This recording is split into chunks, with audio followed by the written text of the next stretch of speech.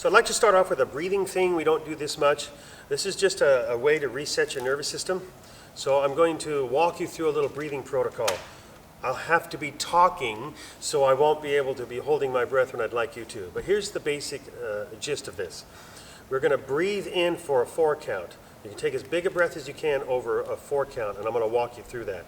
At that point, you're going to breathe in for a 4 count. You're going to hold your breath for a 4 count.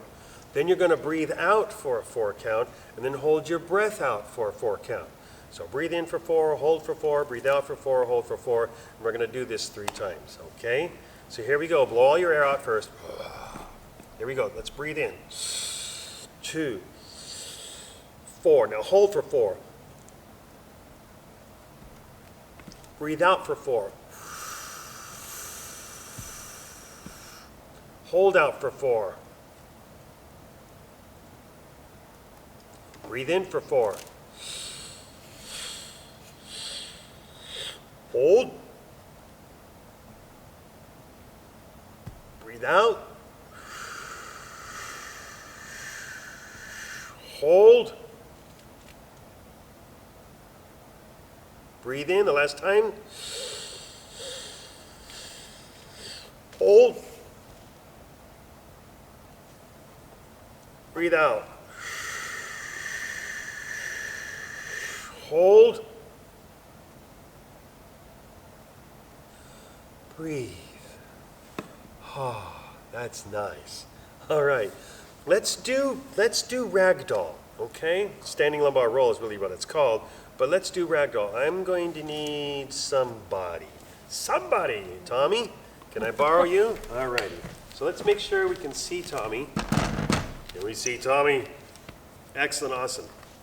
All right, Tommy, I'm going to take you through a way to just unwind all of you, okay? So just do as I say. Stand as tall as you can stand. How far can the back of your head be up, right? Not chin up. Great, awesome.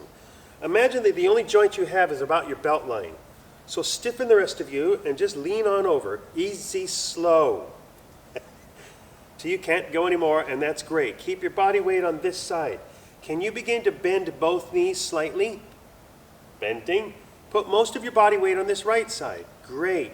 From the top down, turn your head and slowly let your head and the neck let go. That's just your head and your neck. Drop your opposite shoulder.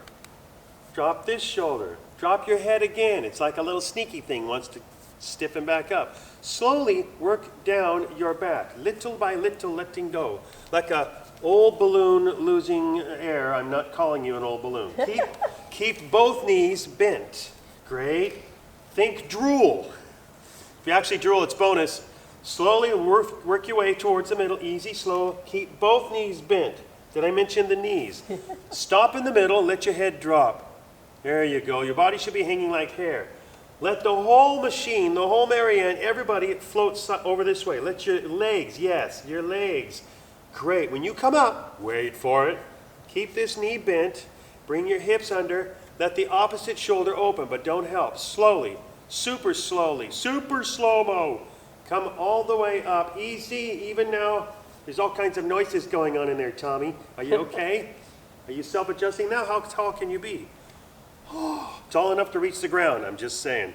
Now we're going to go the other way. Again, make all of you nice and... There you go. You're going to come over at the waistline only. Lean on over this way. Thank you. Slow. Bend both knees if you've got to. Thank you. Body easy. Slow. Did I mention slow? Turn your head first. Let your head and neck go first. Slow. Slow. Arms. Shoulders. Drool. Work your way down the back. Easy. You're such a hurry. These people, these young folk. Easy, slow. Great. Both knees are bent, are they? Ah, there's a sneaker over there. Now float. The word float, gentle, down towards the middle. Easy, easy. You're resetting your nervous system here. There you go. In the middle when you get there, you all right? You still with us? Are you breathing? Excellent. Let your head drop. Hanging. When you go to the other side, you're not using your upper body. You're using your legs and your pelvis to float. Easy. Great. Now your body weight is on this side. When you come up, you're going to bring your hip under, the opposite shoulder open. Easy, gentle. Head is last. Head is last. Still come through, gentle, easy. Please breathe slowly. Don't get in a hurry at the end. Don't do it. Come on up. And lengthen. Great. Thank you very much. Feet. I want to jump into feet really quick and talk about some things that we should do. Why would I introduce feet when we play with our hands? The first circuit in your brain that fires when you move about or when you're sitting is from your feet. That's the first circuit in your brain that's firing. What happens in your feet affects your entire body. There are some joints in here that have what they call mechanoreceptors, pressure receptors. And that information coming out of your feet feeds your brain and you make decisions off of them. Good ones or not so good ones. So there's a high payoff area in your foot that feeds your brain with a lot of information that needs to be rehabbed or brought back online or at least moved a bit so that you're not clenching like the shoes make us do in the hard surfaces that we're on. So let me take you through a quick little unwinding of the feet, if you will. It'll help you play better. So here we go. The little divot right in front of your ankle bone. You go from your ankle bone forward, you'll find a small little divot in your foot. You look around, there's a little bit of a little pocket. If you press, some of you might find that painful. Okay? That is the place that I'm going to use to open first. So I want to open that joint. I don't want to blow through it. I don't want to be hard, very gentle. So I'll do it on the chair first and then on the floor. So when I'm coming to this joint here, when I open it, I am actually going to take my foot from the top of that and begin to open that ankle. Okay? Very gently I'm going to open this ankle. I want to know when that joint is first opening. I want to be able to feel that. I don't want to blow hard into it. I don't want to blow through it, as I say, or put too much pressure. Very gently walk into that ankle. Once I find that joint is opening a little bit, I'm going to morph or move my whole foot forward until I am opening up the front of my ankle. Start here, slowly work your way forward. That might be too tough or hard on your foot, so you can take a pillow, a coat, a blanket, and put it on the floor behind you. So I'm going to turn and pretend I've got something soft on the floor. Same spot on my ankle. That little divot is my target.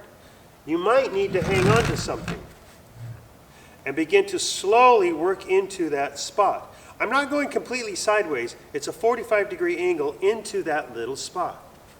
Gently work into that, easy. Please be easy, okay? We're designed to step on our feet, not to open really hard. Open that area up and slowly work it towards the front of the foot and back on a soft surface so you're not making a lot of pain. Work that ankle open, return your foot to normal. For those of you that might need to, you can come up under those toes and go back and forth as well. Shoulder boxes. Puppy dog wrists, puppy dog relaxed elbows. I am going to shrug up in my shoulder, straight up. For those of you who want to see this from the front, it's almost an internal rotation. Some of you are very good at this. Some of you walk around like this all day long. And then I'm going to bring that shoulder back here. I am having the arm, the shoulder box, the scapula is actually doing the movement. I am not coming out with my elbows. Up, back, down, and then let it come forward. Let it come forward. If you put them together, it resembles the shape of a box. Some of you, when you bring your shoulders back, you're just driving with your elbows. The arm's not moving at all. You want to let the shoulder, the scapula, glenohumeral joint, all them fancy words, to come back on its own. Don't drive with the elbow. You can go both directions. Back, up, please go forward, drop. Do one, a circle. Get the motion in the scapula, scapular rhythm, not your elbow. There are nerves that come from your neck all the way down into your fingers, and we need to make sure that those nerves are sliding through the tissue as you work. Otherwise, your body begins to protect against that. It's not the muscles, not the joints. So we need to at least floss, if you will, our nerves all the way through. Here's how you floss the nerves from your neck down into your fingers. Take your hands, completely open them up like a peacock's tail. Okay? You're going to lock that elbow, open up that wrist. You're going to take your shoulder and slide out with your hands extended. As you do this, you might find some of you have a little burning at the end or a zinger. You can turn your hands upside down, find that zinger there. You can take this very same approach with your shoulders here if you are still able to do that. You can come out. So bring your shoulders and your hands are arched, your fingers are splayed all the way out and glide. If you feel a zinger at the end, y'all need this. You can take your arms out here, same game. Look for that little zinger that you might get. Okay? Once you've done that at your shoulder, you've now flossed the nerves from here to here. Now we're going to keep that shoulder long and only bend at the elbow. Okay? Shoulder is long, and then you relieve the pressure and then bring it back out. You might find that same little zinger that you found. Nice, keep those fingers splayed. Shoulder is long. Once you've flossed in here, now we're going to bring it here. You might relieve here, shoulder long, elbow locked, and floss in here. You can do it up tall, out among this area here, shoulder, elbow, wrist. Relieve there. Okay, do that for both sides. We probably don't have time for both sides, but at least I wanted to show that there. Right, a little quick little shoulder, elbow, fingers. Keep them locked, fingers splayed. Then you can go into the recovery movements and notice that they'll be smooth, or a lot smoother for the hands.